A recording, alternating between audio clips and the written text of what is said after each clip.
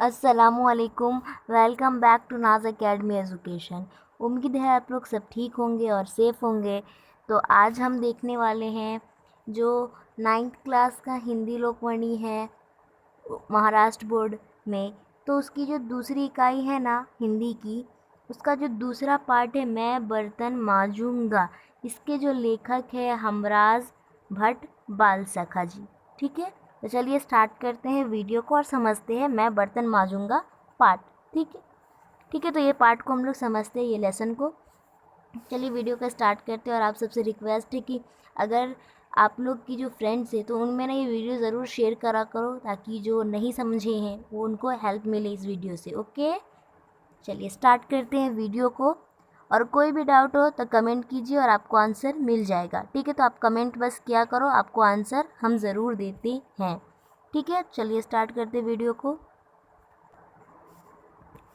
देखिए मैं ना स्क्रीन पे आपको एक एक पैराग्राफ नज़र आएंगे उस पार्ट के, और मैं उस एक एक पैराग्राफ को करके आपको समझाऊंगी। ठीक है, तो चलिए समझाती हूँ मैं आपको। पहले पढ़ लेती हूँ। ठीक है।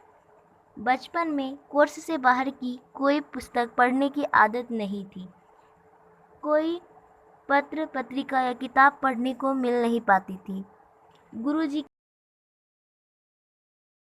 के डर से रट लिया करता था। कभी अन्य कुछ पढ़ने की इच्छा होती तो अपने से बड़ी कक्षा के बच्चों की पुस्तकें पलट लिया करता था। पिताजी महीने में एक दो पत्रिका या किताब अवश्य खरीद लाते थे, लेकिन वे उनके ही स्तर की हुआ करती थी। इसे पलटने की हमें मनाही हुआ करती थी। अपने बचपन में तीव्र इच्छा होते हुए भी कोई बाल पत्रिका या बच्चों की किताब पढ़ने का सौभाग्य मुझे नहीं मिला। देखिए लेखक क्या बोल रहे हैं कि बचपन में कोर्स से मतलब जैसे कि वो अगर 8 क्लास में है तो मतलब 8वीं क्लास की ही बुक है ना, तो उनकी कोर्स की बुक हुई।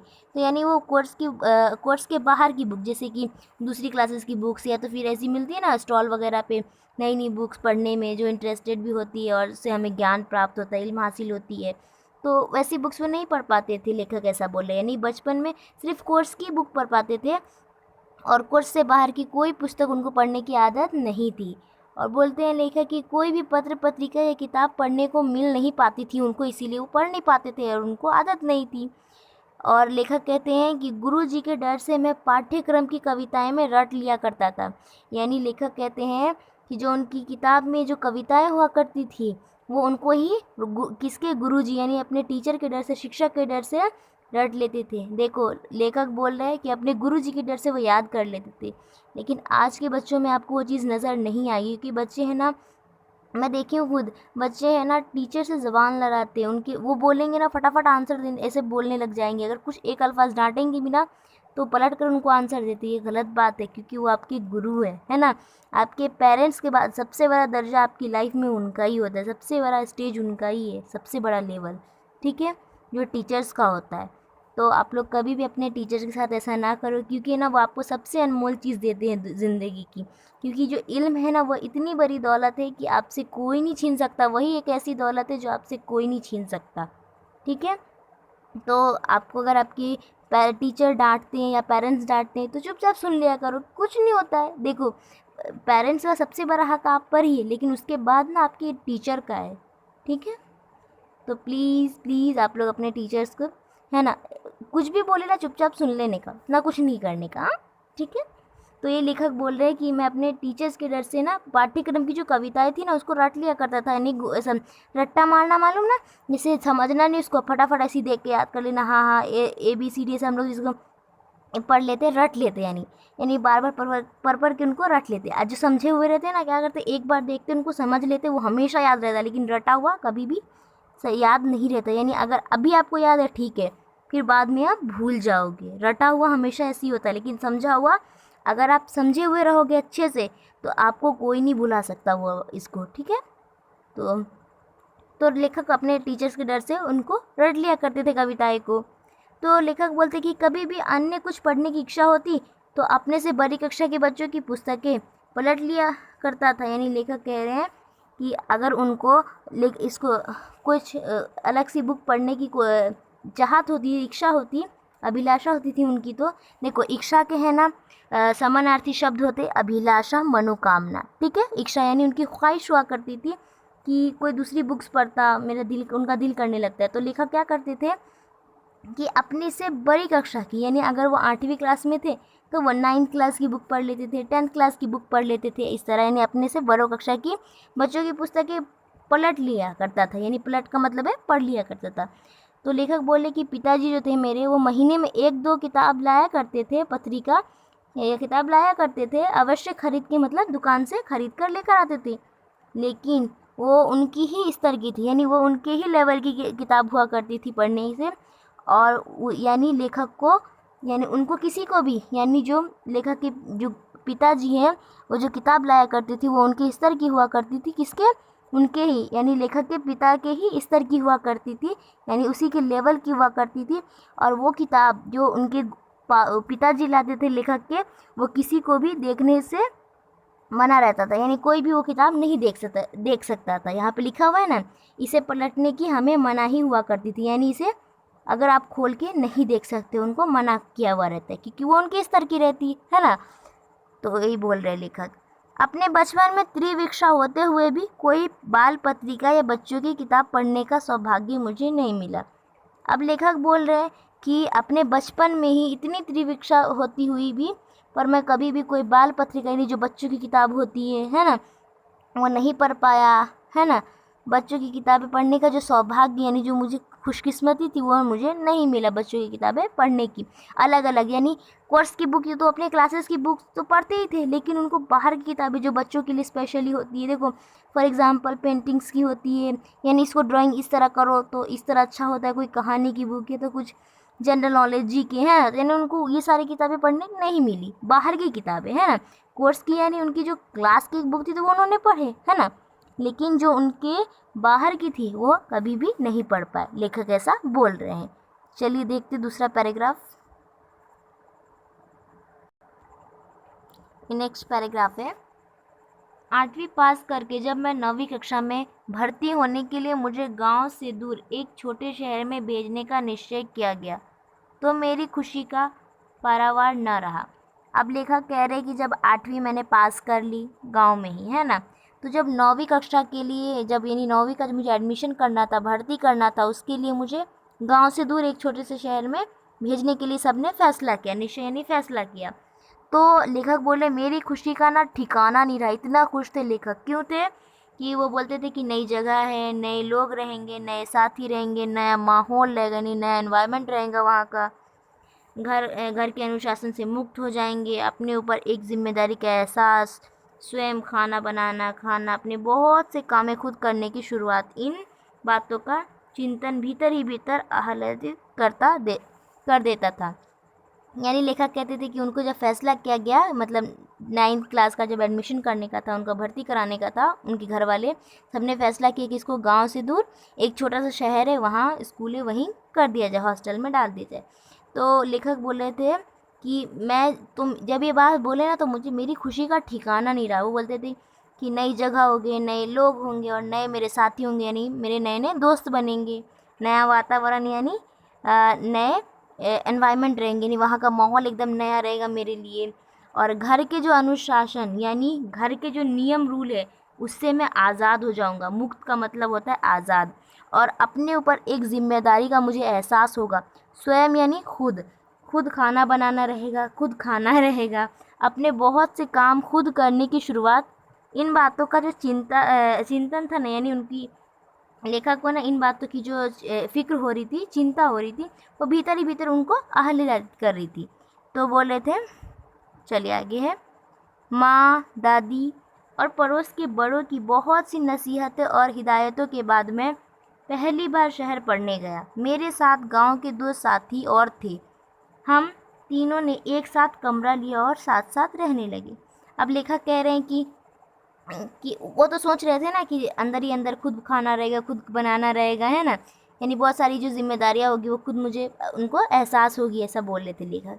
अब क्या हुआ कि घर में लेखक की माँ थी उनकी, और घर के बड़े थे, और जो पड़ोस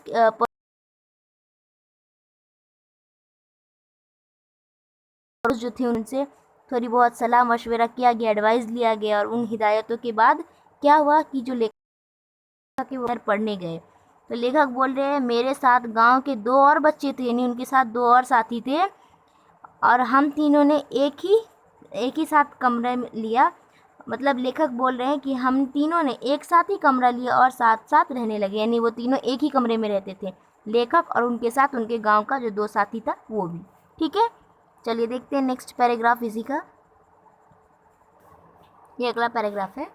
हमारे ठीक सामने 3 अध्यापक रहते थे। पुरोहित जी जो हमें हिंदी पढ़ाते थे, खान साहब बहुत विद्वान और संवेदनशील अध्यापक थे, वो भूगोल के अध्यापक थे, किंतु संस्कृत छोड़कर वे हमें सारे विषय पढ़ाया करते थे। तीसरे अध्यापक विश्वकर्मा जी थे जो हमें जीव विज्ञान पढ़ाया करते थे। अब देखिए क्या है कि लेखक बोल रहे कि हमारे ठीक सामने मतलब हमारे ठीक सामने 3 अध्यापक भी रहते थे। पहले का नाम उन्होंने बताया पुरोहित जी थे जो उनको ना हिंदी पढ़ाया करते थे, और दूसरे अध्यापक यानी उनके जो दूसरे टीचर थे, शिक्षक, वो खान साहब थे जो बहुत ही अक्लमंद थे, विद्वान थे और संवेदनशील भी थे, अच्छे इंसान भी थे। और अध्यापक मतलब एक संवेदनशील अध्यापक हो, यानी एक टीचर को जैसा होना चाहिए वैसे उनसे कहीं ज़्यादा वो भी अच्छे थे। तो वो संवेदनशील अध्यापक थे जो उनको भूगोल का मतलब किसको मालूम क्या होता है? आपका अपना ज्योग्राफी। आप लोग को ज्योग्राफी उम्मीद है पसंद आता होगा, है ना? तो ज्योग्राफी पढ़ाया करते थे लेखक को, है ना? मतलब उनको पढ़ाया करते, अकेला लेखक को ही नहीं, मतलब उनकी क्लास में जितने भी बच्चे थे वो भूगोल के टीचर थे, यानी ज्योग्राफी के टीचर थे खान साहब। लेकिन वो क्या जो खान साहब जो थे वो संस्कृत को छोड़कर बाकी वो सारे विषय यानी सारे सब्जेक्ट को पढ़ाया करते थे, ऐसा लेखक बोले, यानी उनको सारे सब्जेक्ट आते थे सिर्फ संस्कृत को छोड़कर। तीसरे अध्यापक जो थे वो विश्वकर्मा जी थे जो उनको जीव विज्ञान पढ़ाया करते थे। जीव विज्ञान मालूम ना? हाँ, पता ही होगा क्योंकि बहुत ही ईजी, ये सबको पता होता है, इसीलिए बताने की ज़रूरत नहीं है ना? और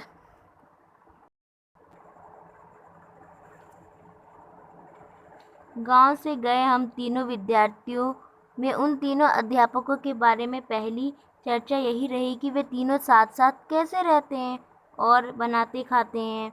जब यह ज्ञान हो गया कि शहर में गांव जैसा ऊंच नीच जात पात का भेदभाव नहीं होता, तब उन्हीं अध्यापकों के बारे में एक दूसरी चर्चा हमारे बीच होने लगी।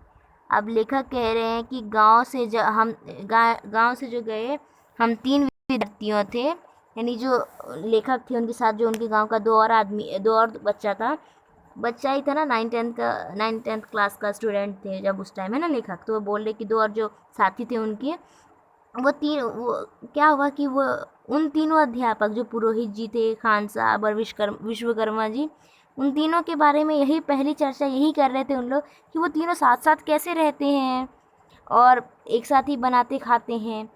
जब उनको ये बात ज्ञान हो गया कि शहर में क्या होता है कि गांव जैसा जो ऊंच नीच नहीं होता है, जात पात का भेदभाव नहीं होता है।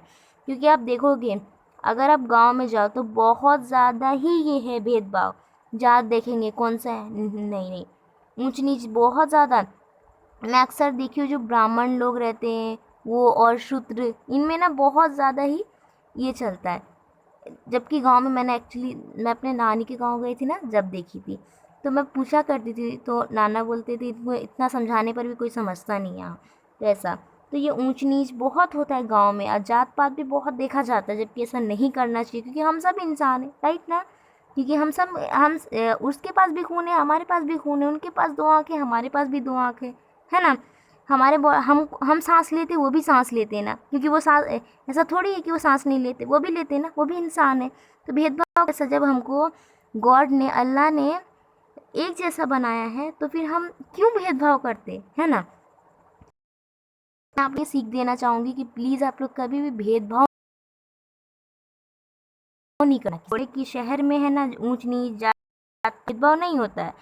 तब उन्हीं अध्यापकों के बारे में एक दूसरी चर्चा हमारे बीच होने लगी। अब लेखक बोल रहे हैं कि उन तीनों जो अध्यापक हैं उनके बारे में एक दूसरी चर्चा हमारे बीच होने लगी। अब वो चर्चा कौन सी थी हमको अगले पैराग्राफ में मालूम पड़ेगा, तो चलिए वो देखते हैं और समझते हैं। होता यह था कि विश्वकर्मा सर रोज़ सुबह शाम बर्तन मांजते हुए दिखाई देते। खान साहब या पुरोहित जी को हमने कभी बर्तन धोते नहीं देखा। विश्वकर्मा जी उम्र में सबसे छोटे थे। हमने सोचा कि शायद इसीलिए उनसे बर्तन धुलवाए जाते हैं और स्वयं दोनों गुरुजी खाना बनाते हैं। लेकिन वे बर्तन मांजने के लिए तैयार होते क्यों हैं? हम तीनों में तो बर्तन मांजने के लिए रोज़ ही लड़ाई हुआ करती थी। मुश्किल से ही कोई बर्तन धोने के लिए राज़ी होता। अब देखिए, लेखक जो बोल रहे थे कि हमारे बीच उन्हीं तीनों अध्यापक को लेकर एक दूसरी चर्चा होने लगती। क्या होती है दूसरी चर्चा?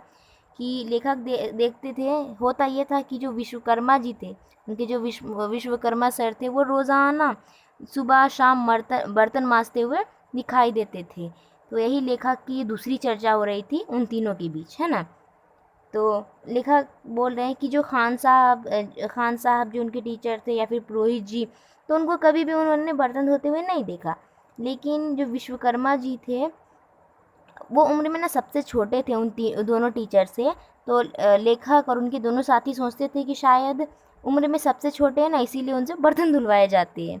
और दोनों जो है पुरोहित जी और खान साहब स्वयं स्वयं यानी खुद, वो दोनों खुद खाना बनाते हैं। ले और लेखक लेखक फिर यही सोचने लगते, लेकिन वे बर्तन मांजने के लिए तैयार होते कैसे क्यों हैं?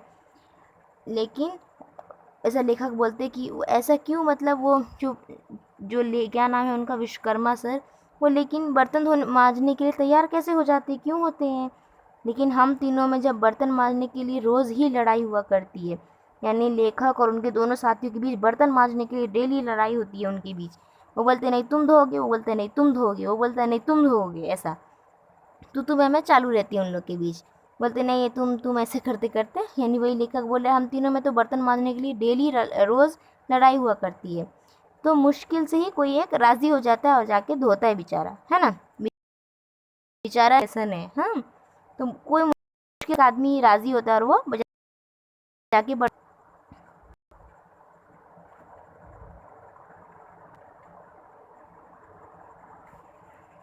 विश्वकर्मा सर को और शौक था पढ़ने का। मैं उन्हें जब भी देखता पढ़ते हुए देखता। गज़ब के पढ़ाकू थे वे, एकदम किताबी कीड़ा। धूप सेक रहे हो तो हाथों में किताब खुली है, टहल रहे हैं स्कूल में भी खाली पीरियड में उनकी मेज़ पर कोई न कोई पुस्तक खुली रहती है। विश्वकर्मा सर को ढूंढना हो तो वह पुस्तकालय में मिलेंगे। वे तो खाते समय भी पढ़ते थे। अब लेखक बोल रहे कि विश्वकर्मा जो सर थे, जो बर्तन मांजते थे सुबह शाम, वही सर के बारे में बात कर रहे हैं कि जो विश्वकर्मा सर की एक और शौक था, उनका एक और शौक था पढ़ने का। क्या होता था कि अगर वो, लेखक बोले, जब भी मैं उनको देखता वो हमेशा पढ़ते हुए मुझे नज़र आते थे। पहले तो बोले लेखक कि वो गज़ब के पढ़ाकू थे, ऐसे कि जैसे हम लोग एकदम कोई किताबी कीड़ा नहीं होता, एकदम उसी में पढ़ते में खाली ध्यान। वो बोलते लेखक कि वो धूप सेकते थे ना, तब भी वो पढ़ाई करते थे। उनके हाथों में हमेशा किताब खुली रहती थी और टहलते थे तब भी उनके हाथों में किताब रहती थी।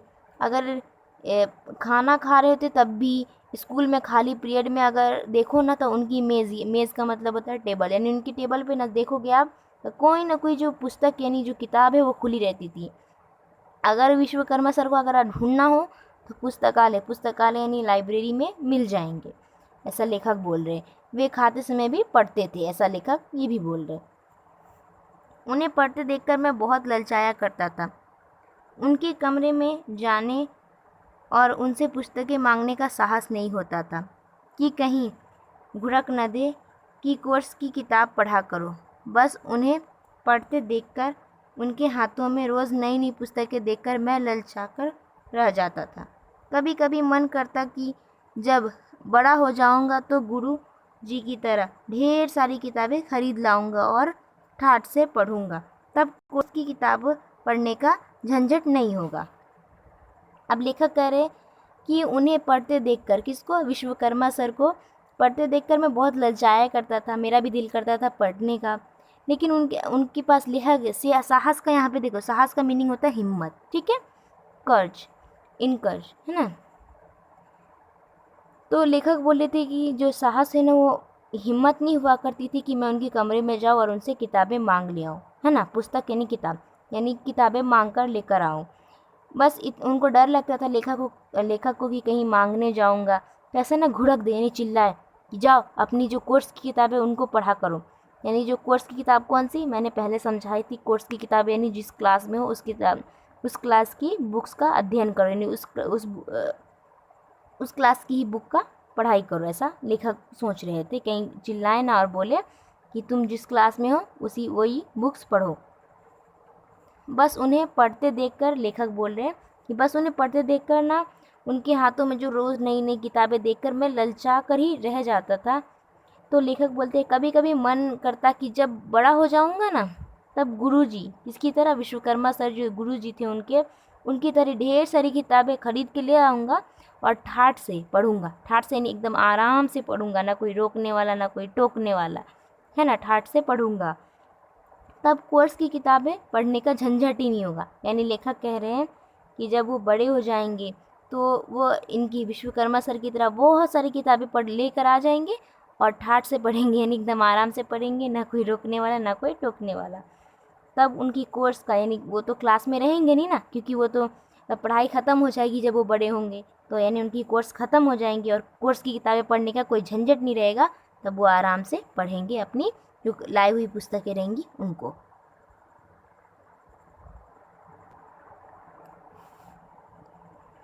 एक दिन धुले बर्तन भीतर ले जाने के बहाने मैं उनके कमरे में चला गया। देखा तो पूरा कमरा पुस्तकों से भरा था।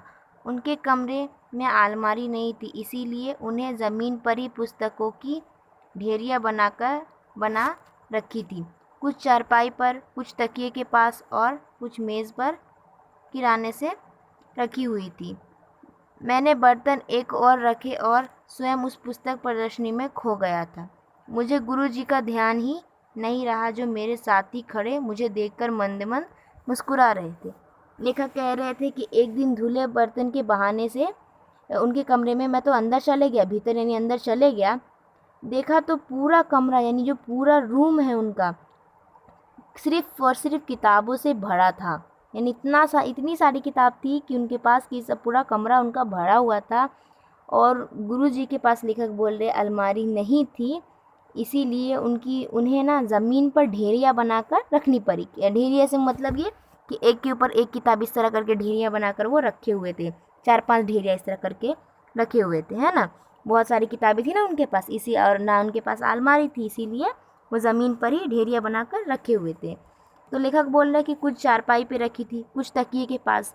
तकिया मालूम ना, हम लोग जिस पे सोते हैं आराम से, वही वाला तकिया।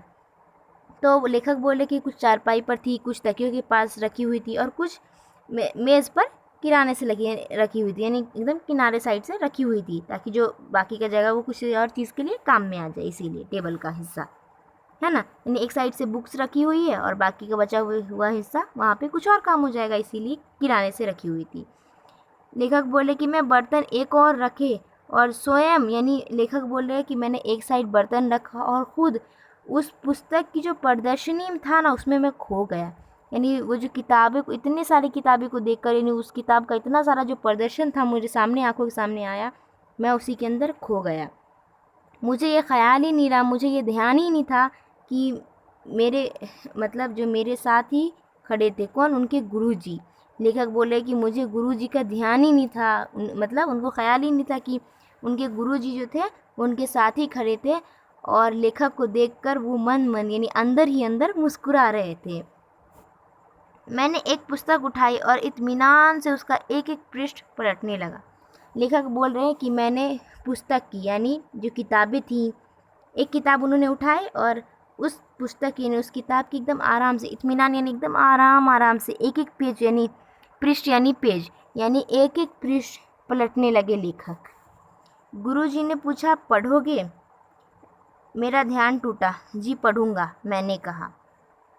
अब लेखक के जो गुरुजी थे वो भी वहीं पर खड़े थे, तो लेखक से पूछते हैं गुरुजी उनको, जो मुस्कुरा रहे थे अंदर ही अंदर देख के, और लेखक को देखा कि वो एक किताब को उठाया और कितने आराम से, कितने प्यार से उसका एक एक पेज को पलट रहा है।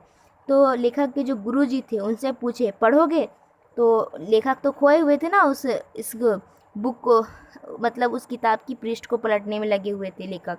तो लेखक का ध्यान टूट जाता है फ़ौरन और लेखक बोलता है जी पढ़ूँगा। उन्होंने तत्काल छाँटकर एक पतली पुस्तक मुझे दी और कहा, इसे पढ़कर लौटा देना और दूसरी ले जाते रहना। मेरे हाथ जैसे कोई बहुत बड़ा खजाना लग गया हो। वह पुस्तक मैंने एक ही रात में पढ़ डाली। उसके बाद गुरुजी से लेकर पुस्तकें पढ़ने का मेरा क्रम चल पड़ा। अब लेखक बोल रहे हैं कि जैसे ही मैंने कहा कि मैं पढ़ूंगा, उतने में ही उनके जो गुरुजी थे विश्वकर्मा सर, फ़ौरन तत्काल यानी एकदम फ़ौरन उनको जल्दी से एक पतली सी किताब छाँट कर दे देते हैं और कहते हैं इसको पढ़कर मुझे वापस ये बुक दे देना, लौटा देना। तो लेखक का खुशी का ठिकाना नहीं रहता उनको जब उनके टीचर बुक देते हैं। तो लेखक बोलते ऐसा लगा मुझे कि मेरे हाथ कोई ख़जाना लग गया हो, और वाकई ही कहा जाता है कि इल्म एक ख़जाना ही है जो कभी ख़त्म नहीं होता है। लेखक बोलते कि मेरे हाथ जैसे कोई बहुत बड़ा ख़जाना लग गया हो, और वह पुस्तक यानी लेखक को इतने उत्साहित थे पढ़ने के लिए, इतने ये थे बेचैन थे, एक्साइटेड थे कि वो पुस्तक जो किताब थी उनके जो टीचर दिए थे उनको, वो एक ही रात में पूरी किताब पढ़ डाले। उसके बाद गुरुजी से एक के बाद एक किताब लाने का जो मेरा कार्यक्रम था वो चलने लगा। यानी लेखक बोल रहे हैं कि जो उनके गुरुजी जैसे बोले ना, लेखक बोले यहाँ पे कि उसके बाद गुरुजी से लेकर पुस्तकें पढ़ने का मेरा क्रम चल पड़ा। यानी इसका मतलब है कि लेखक एक के बाद एक जो बुक है ना लाने का जो काम था उनका चालू हो गया, ऐसा लेखक बोल रहे हैं।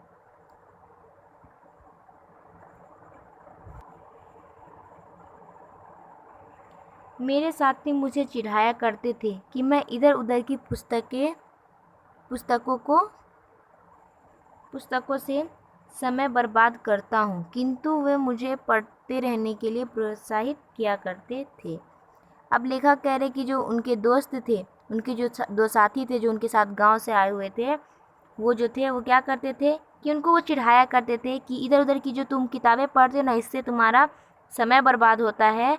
लेकिन फिर भी जो उनके दोस्त थे, वो दोनों जो साथी थे, फिर भी उनको पढ़ने के लिए हमेशा उनको एक हिम्मत देते थे। बोले ठीक है तुम पढ़ा करो, तुम ज़रूर एक दिन कामयाब होगे, ऐसा वैसा उनको मतलब हमेशा प्रोत्साहित किया करते थे। वे कहते थे कि जब कोर्स की पुस्तक पढ़ते पढ़ते उब जाओ तब झट कोई बाहरी रुचिकर पुस्तक पढ़ा करो, विषय बदलने से दिमाग में ताजगी आ जाती है।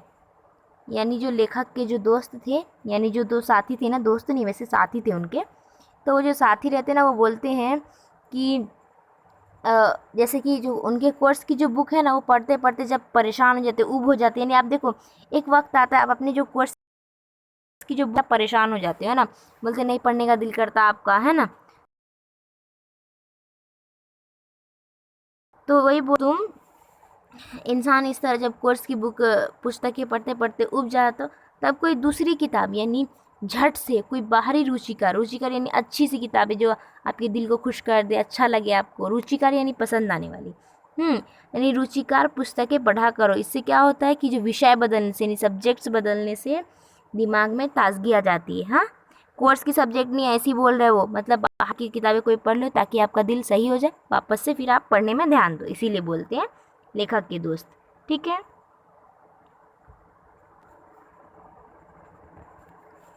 इस प्रयोग से पढ़ने में मेरी भी रुचि बढ़ गई और विषय भी याद रहने लगा। वे स्वयं मुझे ढूंढ ढूंढ कर किताबें देते, पुस्तक के बारे में बता देते कि आमुक पुस्तक में क्या क्या पठनीय है। इससे पुस्तक को पढ़ने की रुचि और बढ़ जाती थी। कई पत्रिकाएं उन्होंने लगवा रखी थी, उनमें बाल पत्रिकाएं भी थी। उनके साथ रहकर 12वीं कक्षा तक मैंने खूब स्वाध्याय किया। अब लेखक कह रहे कि इस प्रयोग में उनका इस काम में पढ़ने में उनकी बहुत रुचि बढ़ गई, उनकी बहुत पसंद बढ़ गई। और जो उनके जो दो साथी थे वो विषय यानी खुद बहुत सारी सब्जेक्ट ढूंढ कर रहने लगे, है ना। और इस वजह से क्या होता है यानी जो वो बाहरी किताब पढ़ते हैं उनका दिल लगा रहता था लेखक का अलग से किताब पढ़ने का। वो पढ़ने की वजह से क्या होता है इस प्रयोग पढ़ने से कि जो लेखक को है ना विषय भी याद रहता था और उनमें क्या है वो चीज़ वो भी याद रहने लगा ऐसा। अब लेखक बोल रहे थे कि जो लेखक के जो साथी थे ना वो किताबें ढूंढ ढूंढ कर उनको देते थे पढ़ने की, इस किताब में कौन सी क्या एक चीज़ आप पढ़ोगे जो आपके काम की है, ऐसा लेखक को बताया करते थे उनके इससे लेखक बोलते कि ये बात जानने के बाद ना मेरी जो पुस्तक को पढ़ने की जो रुचि रहती थी ना, वो खुशी जो रहती थी वो और भी ज़्यादा बढ़ जाती थी। कई पत्रिकाएं उन्होंने लगवा रखी थी। अब लेखक बोले कि कई सारी पत्रिकाएं मैंने लगवा रखी थी, उनमें क्या थी, बाल पत्रिकाएं भी थी, यानी बच्चों की किताबें भी थी। और उनके साथ रहकर लेखक बोले उनके जो दो साथी थे जो उनके गांव से आए थे, उनके साथ रहकर वो 12वीं कक्षा तक यानी 12th क्लास तक उन्होंने खूब स्वाध्याय किया, यानी उनके साथ ही मिलकर खूब मतलब अपनी पढ़ाई अच्छे से कंप्लीट की, मुकम्मल की। धीरे धीरे हम मित्र हो गए थे। अब मैं निसंकोच उनके कमरे में जाता और जिस पुस्तक की इच्छा होती पढ़ता और फिर लौटा देता।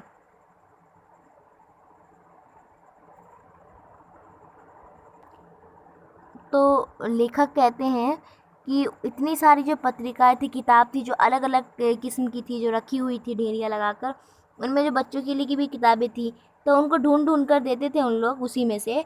और लेखक बोल रहे थे कि उनके साथ मैं रहकर 12वीं क्लास तक मैंने उनके साथ स्वाध्याय की, अच्छे से मैंने उनका मतलब उनके साथ पढ़ाई मुकम्मल की अपनी, है ना।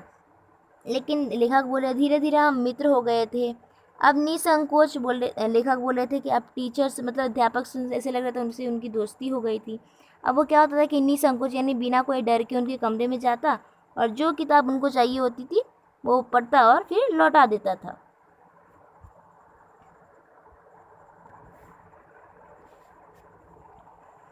उनका वो बर्तन धोने का कर्म जो ज्यों का त्यों बना रहा। अब उनके साथ मेरा संकोच बिल्कुल दूर हो गया था। एक दिन मैंने उनसे पूछा, सर आप केवल बर्तन ही क्यों धोते हैं? दोनों गुरुजी खाना बनाते हैं और आपसे बर्तन धुलवाते हैं, या भेदभाव क्यों? वे थोड़ा मुस्कुराए और बोले, कारण जानना चाहोगे? मैंने कहा जी। पहले इतना समझते हैं क्यों तक, ठीक है। ये बहुत ही अच्छा ये है पाठ है, मैंने इसको कई मर्तबा पढ़ा है। तो देखिए लेखक बोल रहे हैं कि उनका जो बर्तन धोने का जो काम था वो हाँ वैसे जैसे था, पहले लड़ झगड़ते थे वो तीनों साथी, उसी तरह उनमें से कोई एक राजी होता था और धोता था। उसी तरह जो उनके सर में जो था कि जो खान साहब और पुरोहित जी थे वो खाना बनाते थे और जो विश्वकर्मा सर थे वो बर्तन धो रहे थे, यानी उनका जो बर्तन धोने का कर्म था उसी तरह चलता रहा। तो उन लेखक बोल रहे थे कि अब उनके साथ जो मेरा जो डर लग रहा था, थोड़ा संकोच था, वो बिल्कुल दूर हो गया था। किसके साथ? विश्वकर्मा सर के साथ। तो एक दिन लेखक बोलते हैं मैंने उनसे पूछा, सर आप केवल बर्तन ही क्यों धोते हैं? बाकी जो दोनों गुरुजी हैं, पुरोहित सर और जो खान साहब सर हैं, वो तो खाना बनाते हैं, है ना। तो ये और आपसे बर्तन धुलवाते, तो ये भेदभाव क्यों है? तो ऐसा लेखक पूछते हैं उनसे। तो जो उनके सर होते हैं विश्वकर्मा सर, वो थोड़ा मुस्कुराते हैं और बोले, कारण जानना चाहोगे? लेखक बोलते हैं मैंने कहा जी। उन्होंने पूछा भोजन बनाने में कितना समय लगता है? मैंने कहा करीब 2 घंटे। और बर्तन धोने में? तो मैंने कहा यही कोई 10 मिनट। तो लेखक के जो सर थे जो उनके साथ बैठे हुए थे, जिनसे वो सवाल करते कि आप बर्तन क्यों धोते, वो कौन थे? विश्वकर्मा सर थे। तो वो जो सर थे वो थोड़ा मुस्कुराते और बोलते कारण जानना चाहोगे, यानी रीज़न जानना चाहोगे, वजह जानना चाहोगे? तो लेखक बोलते जी। फिर वो पूछते हैं कि भोजन बनाने, कौन पूछता है? विश्वकर्मा सर उनसे पूछते हैं। उन्होंने पूछा, कौन? विश्वकर्मा सर ने पूछा भोजन बनाने में कितना समय लगता है? तो लेखक जवाब देते हैं करीब 2 घंटे। और उनके फिर सर वही सर जो विश्वकर्मा सर जो है ना, फिर वो पूछते हैं एक और क्वेश्चन, और बर्तन धोने में? तो लेखक कहते हैं यही कोई 10 मिनट लगता होगा, या तो ज़्यादा से ज़्यादा 15 मिनट, लेकिन 10 मिनट काफ़ी है बर्तन धोने के लिए, ऐसा लेखक बोलते हैं।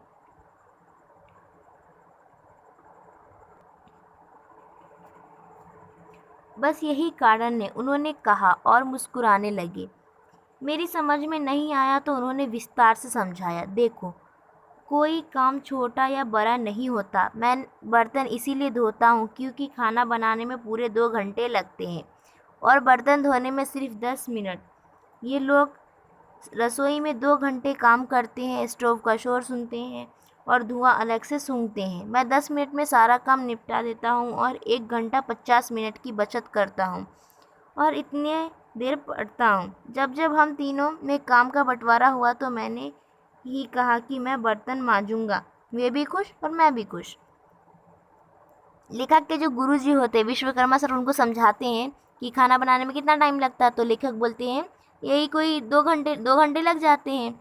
और पूछते हैं उनके जो सर थे कि बर्तन धोने में कितना लगता है, तो वो बोलते हैं यही कोई 10 मिनट लग जाता है। तो लेखक के सर बोलते हैं बस यही कारण है। तो ये कहते हैं और फिर वो मुस्कुराने लगते हैं। तो लेखक बोलते हैं मेरे समझ में कुछ नहीं आया। जब कुछ नहीं समझ में आया ना, तो लेखक के जो सर हैं वो उनको विस्तार से एकदम आराम आराम से समझाते हैं, उनको हर एक रीजन्स के साथ समझाते हैं। और बोलते हैं कि देखो, कोई भी जो काम होता है ना, वो छोटा या बड़ा नहीं होता है। मैं बर्तन इसीलिए धोता हूँ क्योंकि खाना बनाने में 2 घंटे लगते हैं और बर्तन धोने में सिर्फ और सिर्फ 10 मिनट लगते हैं, इसीलिए। तो लेखक बोल रहे हैं, लेखक के जो सर थे विश्वकर्मा सर, वो बोलते हैं ये लोग रसोई में 2 घंटे काम करते हैं और स्टोव का शोर सुनते हैं। स्टोव मालूम, आपको मालूम होगा गैस से पहले स्टोव होता था, है ना। आपका जो भी गैस सिलेंडर, उससे पहले स्टोव हुआ करता था, है ना। तो वो स्टोव से धुआं भी होता था, जिसकी वजह से घर काला वगैरह भी होता था। और धुआं की वजह से भी परेशान, उसका शोर, उसको चालू करने के लिए एकदम ठक ठक उसको जो ऊपर खींच नीचे करना पड़ता था। और ठक ठक सी आवाज़, यानी स्टोव का शोर सुनते थे और धुआं अलग से सूंघते हैं। मैं 10 मिनट में, लेखक के सर बोलते हैं विश्वकर्मा सर, कि मैं 10 मिनट में अपना सारा काम निपटा देता हूँ, यानी बर्तन धो लेती हूँ 10 मिनट में। और 1 घंटा 50 मिनट की बचत करता हूँ और इतने देर में पढ़ता हूँ। और जब जब, लेखक के जो सर है विश्वकर्मा सर बोलते हैं कि जब जब हम तीनों में काम का बंटवारा हुआ तो मैंने हमेशा ही कहा कि मैं बर्तन मांजूंगा। तो लेखक के जो जो सर थे, उन्होंने हमेशा यही बोला कि जब भी बंटवारा हुआ ना उनके बीच, कौन कौन सर थे, पुरोहित जी थे, खान साहब थे और विश्वकर्मा सर थे। तो जो विश्वकर्मा सर होते हैं ना, उन तीनों सर के साथ जो काम का बंटवारा होता है, तो विश्वकर्मा सर जो है ना, वो हमेशा इसको बोलते कि मैं बर्तन मांजूंगा। तो लेखक बोलते हैं, मतलब लेखक के सर बोलते थे कि वे भी खुश हो जाते थे और मैं भी खुश हो जाते थे। यानी उन लोग को लगता था कि जो बर्तन मांजना है वो नीचा काम है, ख़राब काम है, इसीलिए वो नहीं करते थे। और खाना बनाना अच्छा काम, इसीलिए वही लेखक बोल रहे हैं कि वे भी खुश हो जाते थे कि उनको खाना बनाने मिल रहा है, यानी अच्छा काम मिल रहा। और मैं भी खुश हो जाता था, इसलिए कि मुझे टाइम की बचत करनी रहती थी और उतनी देर में कुछ और पढ़ना रहता था, इसीलिए। उनका समय बचाने का यह तर्क मेरे दिल को छू गया। उस दिन के बाद मैंने भी अपने साथियों से कहा कि मैं दोनों समय बर्तन धोया करूँगा, वे खाना पकाया करें। वे तो खुश हो गए और मुझे मूर्ख समझने लगे, जैसे हम विश्वकर्मा सर को समझते थे, लेकिन मैं जानता था कि मूर्ख कौन है। अब लेखक बोल रहे कि जो विश्वकर्मा सर थे वो 1 घंटा 50 मिनट का किस तरह बचत करते हैं, टाइम का, समय का।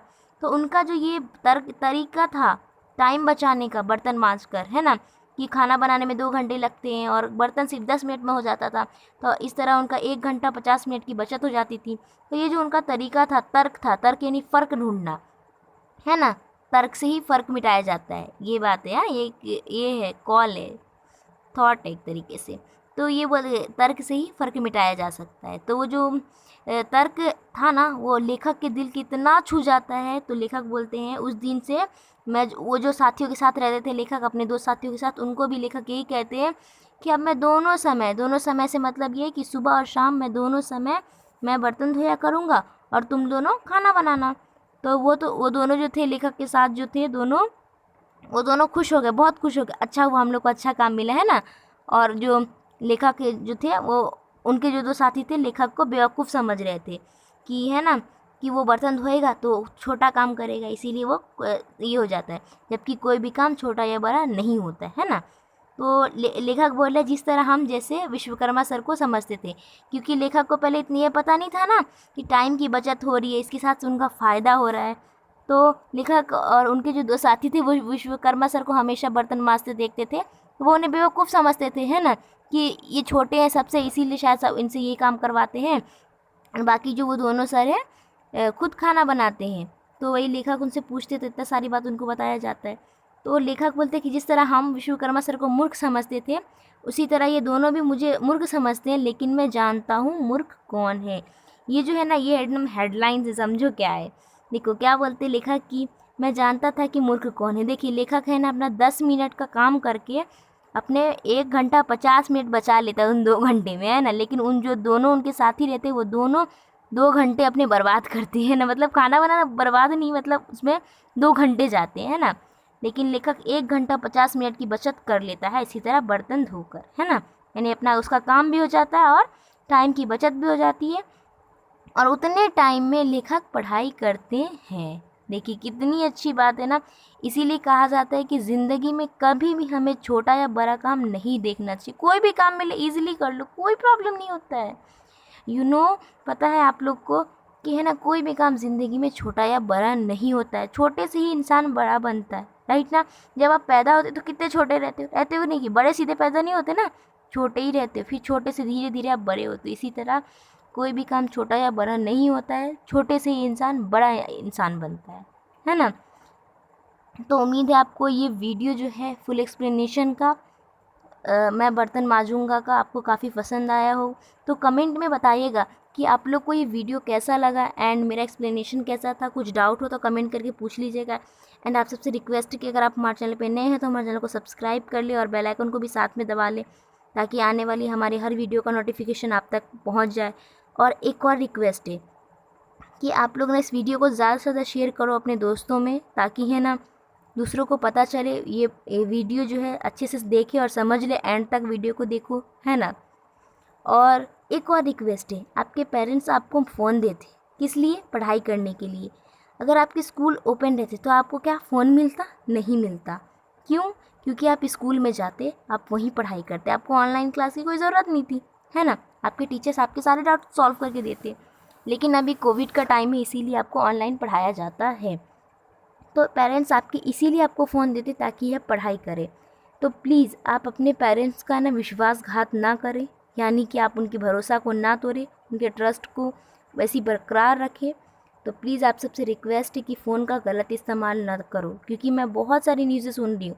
इसलिए मैं चाहती हूँ कि प्लीज़ आप लोग है ना अपना ख्याल रखो, साथ साथ अपने माँ बाप का भी ख्याल रखो, और साथ में उनकी इज़्ज़त का भी ख्याल रखो। Okay, and I am sure आप लोग ऐसा ही करेंगे।